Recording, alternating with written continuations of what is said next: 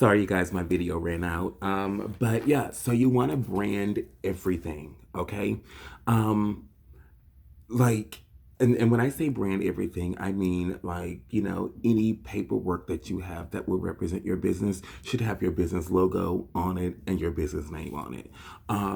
Like like of course the sign outside, your tags should be branded. Your menus should be branded. Like, your I mean everything that you have that you want to identify as part of your business or from your business, it should be branded. Okay? Like, and let me tell you, like, so I actually had a customer to come. I actually had several customers to come in, but it's one conversation that I had specifically with one customer. He came in and he was looking around and he was like, he was like, "Is this a franchise?" And I'm like, "Nope, I'm the founder." He's like, "Okay." And then he was just walking around and he looked around and he shopped a little bit and then, like he left. I remember once like somebody called in and I answered the phone. And she's like, "What is this company like? I've never heard of you guys before." Insinuating that like we were already established and this is her first time hearing of us. You understand what I'm saying? But it's only because of the image that I had created for the business. So like, I mean, all of our tags. Oh, we have a vintage shop, right? I have a vintage shop, and so like, most of the time, like a lot of times when you go into a vintage shop, there's just like some generic tag that's there, and like the price might be written there or it might be typed out or whatever. And it's just there. That's what people tend to expect, when they come in. And so therefore, whenever they see that, they also expect to pay a lot less, right?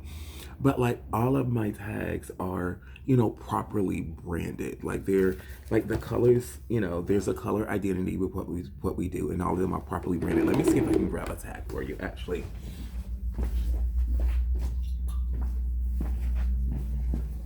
So for example, like this tag right here, you know, it has like, the business name on it or whatever, and then it has like the tag on the back. You understand what I'm saying? But like, so that's what you want to do. Like, you want to make sure that everything is properly represented, and then like, also done in a professional way. You understand what I'm saying? Just do the best you can and just, have it done in a professional way.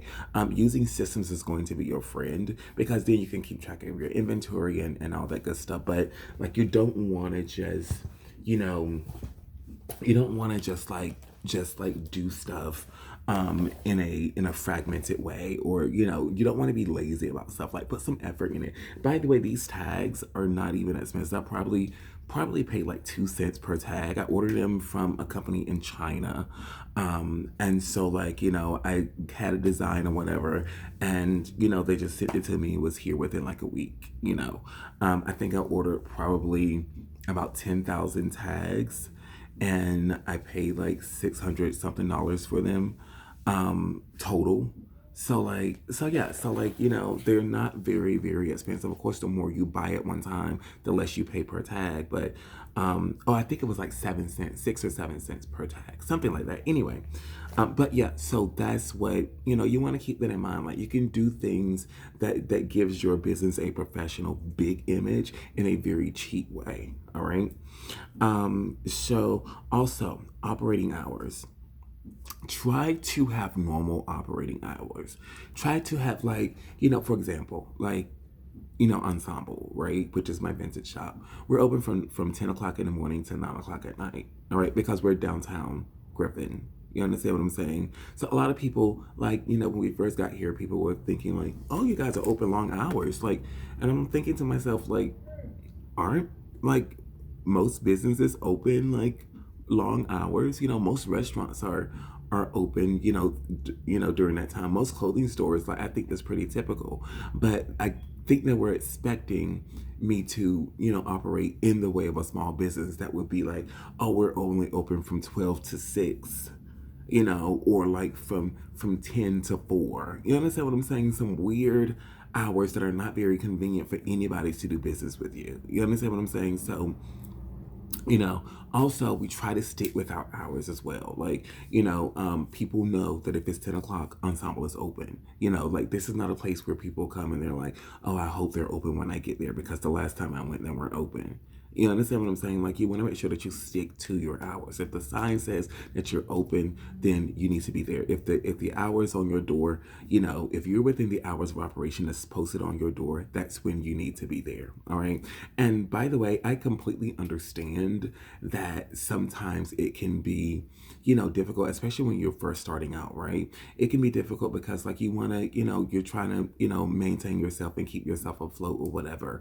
And I'll post another video about that. But there's so many other things that you can do, to help keep yourself afloat while still keeping the business open. But if by all means you need to leave, then make sure that it's reflected on your hours of operation that's posted on your door or your window or wherever. You understand what I'm saying? Like, if you know that you need to, work another job, for between 2 and 12, then make sure that on your door it says we're open from this time to this time and we're closed from 2 to 12, and then we reopen, at 1. You understand what I'm saying? Like, make sure that it's reflected on your door.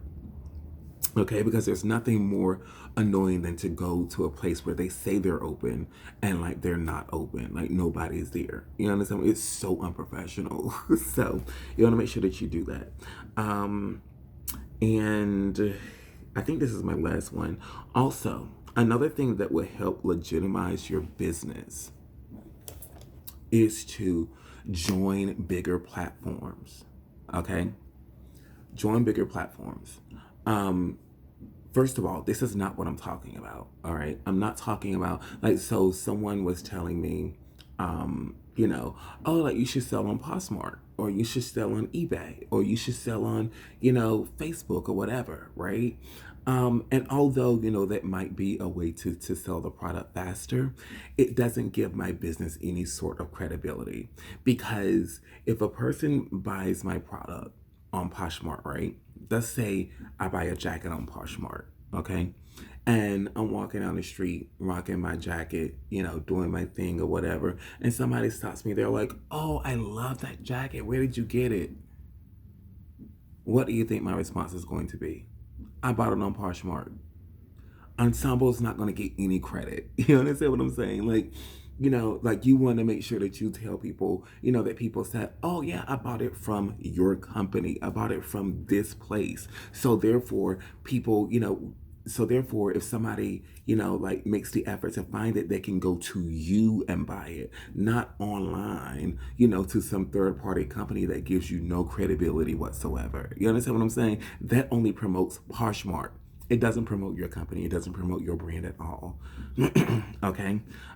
So I am not talking about that. But what I am talking about, however, is, for example, if you sell food, right? Sell on DoorDash, sell on Uber Eats, like, stuff like that. Like, it's still branded. People like your product, your restaurant is still branded on their site. And then, like, whenever they get the product, it's still packaged properly. But, and a person might say, I got it on DoorDash, but everybody knows, like, oh, like, everybody's, like, people are a lot more conscious as to how DoorDash works and the relationship that restaurants have with DoorDash, as opposed to Poshmark, only because, like, individuals also sell on Poshmark. That could have been something out of somebody's closet. You understand what I'm saying? So, like, that's the huge difference. If you sell products, like, try to offer different ways to pay, like Affirm, Klarna, Afterpay. Like, whenever you have their logo in your window or at the register, or whenever they have your logo on their website, it legitimizes your business. It lets people know that, hey, like, we are really legit. And then on top of that, like, it's more marketing opportunities for you, because that's another place where your information is, where there's a link to your website. You understand what I'm saying? So, like, they'll promote it because they want people to use their service, and they'll let more people know about your business. And then if you, like, if you have a service or whatever, you can always, do things like, join different directories for that particular service type. You know what I'm saying? Like, for example, if you're a mechanic, right? Like, get your name on as many directories as possible, as possible that are for mechanics. Okay. That type of thing. Also Google, like you guys, oh my God, I didn't think I had to mention this, but putting your information on Google is very, very important. On Google Maps is very, very important. Make sure the information on Google is correct and people are able to contact you and people are able to find you, because if not, like, it takes all credibility from your business. So Google is a big point. And then my last thing here, and then I'm going to let you guys go, is to create an employee handbook for your employees.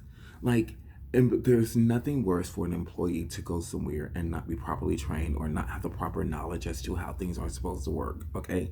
There's also, no worse experience for your customers than to have, employees who are just running around doing whatever, or they don't know what they're doing. You understand what I'm saying? Like, you want to make sure that when people view your employees, they are able to identify your employees with your business. You understand what I'm saying? That includes code of conduct. It includes dress code. It includes like everything. You understand what I'm saying? Like how, for example, like how do you know that somebody works at Target? Most likely, it's because they're walking around with a Target shirt on and some khakis. You understand what I'm saying? Like, how do you know that somebody most likely works at Walmart? Because they have on the Walmart vest with the Walmart logo. You understand what I'm saying? So, like, I'm not saying to create uniforms for your for your employees. That's not what I'm insinuating. However, if you want to do that, that's fine. But what I am saying is that, like, you want to create an image, like, company wide for your company, so everybody should be on the very same page. You understand what I'm saying? Like, for example, I'm gonna give you an example. Like, I'm gonna give you another example of, like, outside of the dress code. I went to Toronto, Canada for my birthday a couple of years ago. And, like, I was fly. I was looking so fly, y'all. I was looking fly. Okay. But anyway, so, like, I went to this nightclub. Okay. This is when I was clubbing and living a life. I went to this nightclub and I was so fly. And, like, I went outside and I was, like, smoking a cigarette and I was just standing there. Mind you, I'm in Toronto. I don't really know anybody there. I went there by myself. And this guy came up to me and he's like, "Oh my God, like, you look like a Queen Street person." A Queen Street person. Queen Street is a street in Toronto that is like high fashion, right?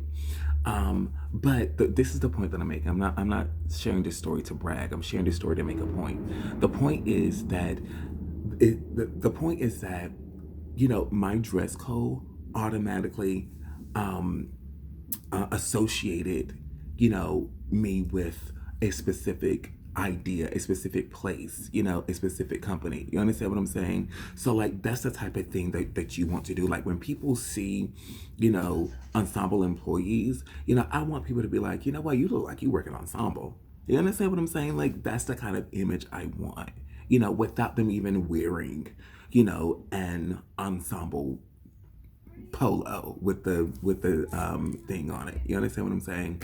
So anyway, that's all I have to say for you guys. I know I talked a lot in this video, but I really wanted to share this thing. I'm gonna probably post more videos like this because this is I love business. I do. But anyway, thank you so much for watching. Again, if you're new to this channel, please subscribe. I'm trying to get my subscriber game up and my views up. And also, if you are a Christian and you have a business, please consider posting it on manadirectories.com. It is a directory for Christian businesses. You can get your business listed there for free. There are also some paid options. All the money that's generated from that actually goes back into building the kingdom of God. So it goes back into things like like business